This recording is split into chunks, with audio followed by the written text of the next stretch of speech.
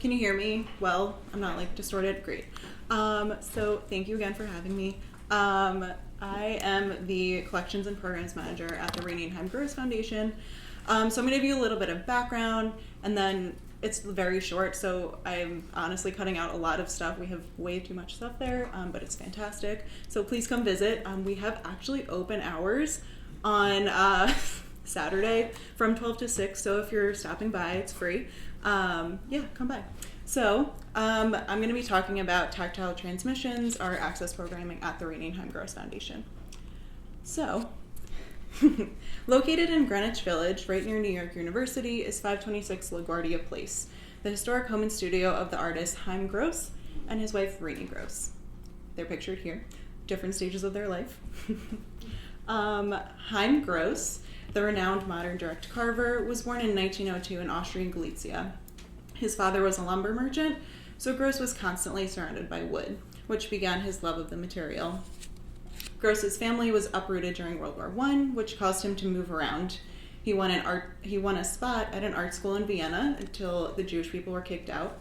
Throughout this time in Europe, Gross drew and painted. He actually didn't start sculpting until he came to America, which was in 1921, so he was still a teenager. He and his brother immigrated to America, where they reunited with one other brother, and immigrating here was actually the last time that he saw the rest of his family.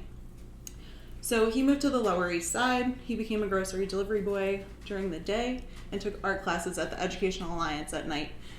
So this is a great photo. Haim met people like Moses and Raphael Sawyer, Adolph Gottlieb, Philip Evergood, and many others. Some, like Raphael Sawyer, are pictured right up there, and then Haim is right over here. So it was really great there. In 1926, Gross began to sculpt after another student told him he drew very three-dimensionally, so he should try sculpting. Gross took a sculpting class to learn about direct carving with Robert Laurent at the Art Students League for only 1 month, because that's all he could afford. And additionally, he took class with Eli Nodelman at the Beaux Arts Institute. Gross started teaching soon thereafter in the late 1920s and continued teaching through the late 1970s.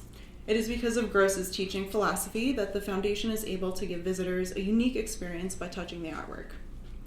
So, the foundation. The foundation was set up in 1974 with donations from Gross's friends and supporters. In 1989, the foundation was incorporated as a private operating 501c3 to continue educating people on Gross's work and the work of his contemporaries. In 1994, 3 years after Gross passed away, Renee, his wife, opened up the first and second floors of the home as the Haim Gross Studio Museum and gave tours of Gross's work and studio space to visitors. Renee passed away in 2005, so pretty recently. In 2009, our third floor was opened additionally to the public because the previous director, Dr. Susan Fisher, saw the necessity of visitors seeing not only Gross's work, but the work he surrounded himself with. European and American modern art is mixed with African, Oceanic, Pre-Columbian, and decorative arts in the living space of the artist. So you can see part of that here. The living room is not pictured here, and it's really a fantastic place too. It's all salon style hung. So there are 12,000 objects in the collection. Our mission is to further the legacy of Haim Gross through high quality research, exhibitions, and educational activities around our historic building and art collections for audiences in New York City and beyond. So the second floor, which is pictured here, was rented out by the Grosses during their lifetime. Renee made the bathroom accessible prior to opening the Haim Gross Studio Museum, so this space was compatible with the American Disabilities Act, or ADA, which, if some of you don't know what that is, it's a civil rights law passed in 1990 to prohibit discrimination against people with disabilities. So right now, our second floor bathroom is the one that is ADA compatible. Our third floor bathroom is not. The second floor is designated as the temporary exhibition space because it was changed so many times during their lifetime. They actually, there was right around here. Actually, there's a kitchen behind there, so they had a see-through window, which they changed later on. So our current exhibition, Teaching Through Touch, Works by Haim Gross, is very different from the vast amount of works that surround visitors on the first and third floors, as well as in the stairwell. About 4 years ago, all of the work in the gallery space on the first floor could be touched, which was an exciting and unique experience for visitors. However, from a conservation and safety point of view, that did not seem practical in the long run. The previous and current directors came up with the idea to have all touchable objects in one space, hence the exhibition with an emphasis on touch.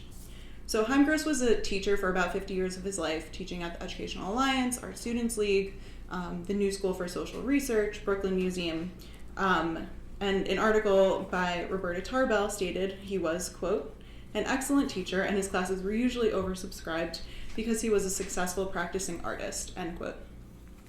Gross believed and taught that sculpture needed to be touched to be understood. And with that in mind, we created Teaching Through Touch Works by Chaim Gross. So curated by Sasha Davis, the executive director, and myself, in the gallery we have 12 different sculptures that audiences can feel with their bare hands, and only one that requires gloves, which is that alabaster piece down there. The sculptures are indicative of the mediums Gross worked in: wood, including tropical hardwoods like lignum vitae, teakwood, and mahogany, as well as walnut, bronze, and stone like Mexican onyx and alabaster, which I showed you. The 19 works on paper were chosen based on their color, lines, and graphic quality. As the caretaker of the collection, I, along with Sasha, want to preserve the works and make sure people are handling them in a safe manner, as well as have them be bracketed down for safety reasons. The proposal for the exhibition on the second floor was created. The works would still be touched and appreciated, but in a smaller, contained, and safer environment. We consulted conservators to make sure our choice of works were safe to touch and began to compile the list of sculptures. With the creation of Teaching Through Touch, we wanted to reach out to a broader audience, specifically people who are blind or have low vision. Because the foundation created a unique exhibition that could benefit this constituency, we followed the Smithsonian's guidelines for accessible exhibition design, which is a really great, detailed kind of document that if you want to look through it, it's accessible online. I have the website for that. So the works on paper are placed at or below eye level. The sculptures are placed so there's 36 or more inches between them in order for visitors in wheelchairs to navigate through the exhibition. Additionally, the height of the pedestals is low enough for visitors in wheelchairs as well to be able to touch the works. And there's tactile tape, which you can see down here, on works that are on the floor. This allows for cane detectability, meaning visitors with canes will know that there's something around there near the tape and use caution when proceeding. So the exhibition highlights Gross's direct carving, his shift from wood to bronze, and his love of the human form. The wood sculptures show how he abstracted the human body and animals, like here and here, as well as show his tool marks left by direct carving. So the two bronze pieces in our show show different stages of his bronze work. One is from his start in bronze from 1951, so the one on the left, this polished bronze piece, it shows his start in bronze where he would make a mold of an already existing wood sculpture for casting. And the one on the right, this piece here, he created that from a plaster cast, so he had more movement and freedom. He was building up on the plaster on armature rather than carving into a solid block of wood. Lastly, the stone pieces that we have seem to emerge from the block they were made from and become somewhat ethereal. While designing the exhibition, we made the decision to have the labels with only numbers in large print font and braille next to that because we wanted to be democratic and not distinguish between sighted and blind or low vision visitors.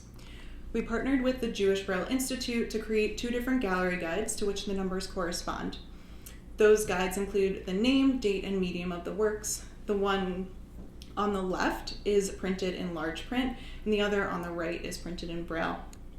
So, a little bit about our access programming now. But first, so this is Chaim Gross from 1936, just sculpting. In Gross's book, The Technique of Wood Sculpture, he stated, referring to wood, quote, "I like to carve it, and to judge how the work is going by feeling the carved surface. There is a satisfaction and pleasure in the sense of touch that establishes an intimate affinity with the wood," end quote. In October 2018, in conjunction with the opening of Teaching Through Touch Works by Chaim Gross, the Foundation launched a pilot program phase of Tactile Transmissions, our free access program geared towards blind and low vision visitors. Planning for this program accelerated in July 2018, even though it had been thought of since 2016. When we partnered with a consultant who is an educator and does access programming, particularly at the Metropolitan Museum of Art. She connected us with 3 other educators, and in each program they focus on different aspects of the collection, specifically Gross's work. Our educators are Pamela Lawton, Nitsa Dinelli, Annie Leist, and Deborah Lutz. All of them are artists, educators at the Met, and they're faculty members at different institutions, and Annie in particular actually works for the Department of Cultural Affairs in New York City. Additionally, we observed access programming at the Whitney, the Jewish Museum, the Museum of Modern Art, and at the Met, as well as spoke with numerous leaders in the field for research. We launched Tactile Transmissions in February 2019 to the public, so very recently. It is a free 90-minute program that occurs the second Tuesday of each month. During the program, participants are introduced to the space, Gross, and his work, which you can see here. That's Annie and Pamela, and Deborah is over here. So during the program, participants are introduced to this space. I just said that, sorry. Educators then use verbal description, which you can see here, touch, and drawing, in order to help participants better understand the work and their surroundings, which is the historic home and studio of the artist. On the first floor, if all participants can use the stairs, we have one unfinished work available to touch in the studio. Tools that Gross used have also been passed around the group so participants can feel the weight and shape of the mallet and gouge. If participants cannot descend the stairs, we provide additional sculptures to touch on the first floor unique to that evening's program. So this was actually one of our participants, Barbara, is in a wheelchair and our studio isn't accessible. So we actually brought up this sculpture from storage, which is really great. Educators have also used alternative materials such as model magic, which you can see here, and wire armature, which is a little bit harder to see, but they're kind of sculpting there for the drawing portion. These alternative materials challenge participants to create and find shape in different mediums and forms. Traditional materials such as pencil, paper, charcoal, and tape are regularly used as well. Additionally, since most of our educators utilize drawing in their programs, they have participants warm up the body with arm circles and stretching, which happened here. And if any of you have been there, you can see the other 2 staff members, Joyce and Sasha. So Annie was actually telling us that we needed to move through Jell-O. This is very, very interesting. So let's see. Drawing is a way for participants to interpret the objects and help understand what they are hearing through verbal description. It does not matter whether or not you are an artist. The whole point of the exercise is to have a response to the work. In Pamela's words, quote, "It is not about the product, but about the process," end quote. Educators also rely heavily on visitor participation in the program. There's a lot of discussion, conversation, and sharing by participants. Holding and touching objects brings up participants' memories, helping them to connect with the works by utilizing their personal experiences. In one session, Nitsa, who's not actually pictured here, passed around a bag of fresh sawdust that she collected on her way there and asked people how it made them feel and what it reminded them of. Since each program focuses on a theme, every session is different. Themes have included finding form, shifting materials, and most recently, the body and distortion. Future themes include from line to plane and truth to materials. For the most recent program on April 9th, the body and distortion, we pulled out a totemic African art piece to compare with Gross's sculpture, the Lindbergh family and Hauptmann trial. So you can see in this photo here, the African art piece is this totemic, and then this is a close-up of it. And the Lindbergh family and Hauptmann trial is this piece right here. So that piece is placed in a pedestal together.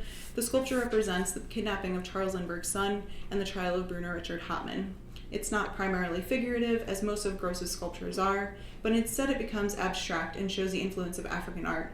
By having a study collection and the ability to make adjustments quickly, we were able to let participants compare Gross's sculpture with the African art piece side by side. In another session, we pulled out a few additional small bronzes when discussing Gross's shift in materials, which you can see one of our participants, Spider, is holding that. The foundation has the freedom to let educators use their imagination and provide the works, tools, and materials necessary for a successful night. So we have received positive feedback from participants. The program has been interesting and has taught me a lot since I've not worked with access communities before. There are so many different types of vision loss, so many visitors with different stories and many different personalities that no two sessions have been the same. Since some visitors enjoy drawing, others don't and would prefer to touch.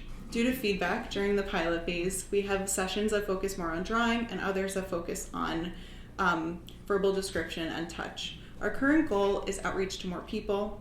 We are reaching out to the Jewish Braille Institute, the Helen Keller Foundation, Visions, the Lighthouse Guild, and the National Federation for the Blind to spread awareness of the program. There's a lot to explore within the exhibition, as well as in the rest of the building, and using Gross's work, his process, and his ideas is very helpful and interesting to both visitors, participants, and educators. Thank you.